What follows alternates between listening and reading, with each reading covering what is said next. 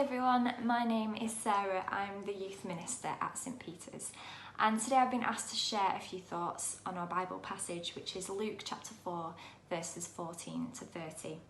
And in this passage, Jesus has just returned from the desert and he's travelling and preaching and performing miracles, and he's now returning to his hometown of Nazareth.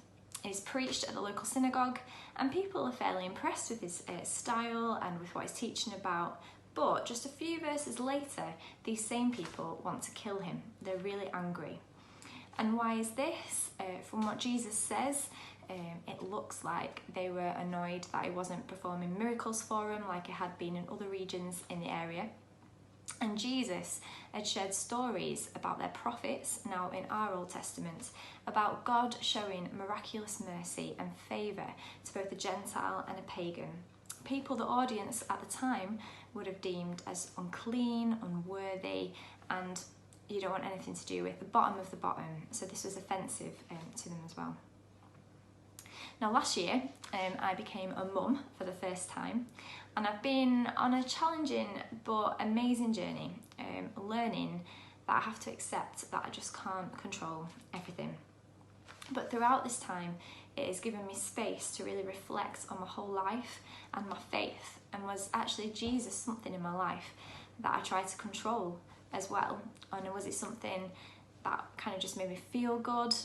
And was I starting to adopt a more shallow Western view of faith, where Jesus is nice, maybe even like a magic charm to make life easier? Essentially, how welcome was Jesus in my life? And how seriously was I taking following him? Now back to the passage, Luke 4. Jesus was not what these people expected God to be like, to act like and to speak like. They wanted signs to prove he was God. They wouldn't believe him at his word or even seeing him. They wanted these miracles. And his message was one about faith that was radical and challenging, and they therefore took offence with this. And as you could see from trying to kill him, they therefore did not welcome him or his message either. Now, through these current times, we're all being made aware of our limitations and the limitations that are being put on us by the government or our health, and the frailty of human life. And yet again, I've been reflecting I have so little control over anything. But through this time, I'm starting to relearn who God is and what place Jesus has in my life. That I can fully trust in him regardless of the circumstances, and that he is Lord over everything, including death. And that following Jesus does not mean a life free from struggle and pain, but one full of contentment and hope. As St. Augustine said, "You have made us for yourself, and our heart is restless until it finds its rest in you."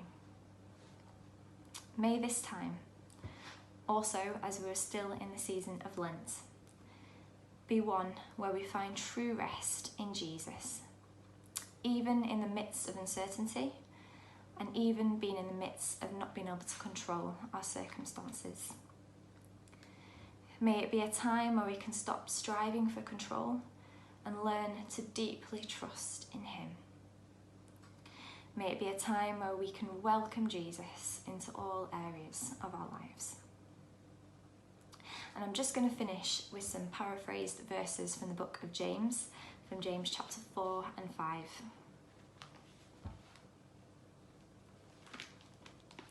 Submit yourselves then to God. Come near to God, and he will come near to you. Now listen, you who say, today or tomorrow we will go to this or that city, spend a year there, carry on business and make money. Why? You do not even know what will happen tomorrow. What is your life?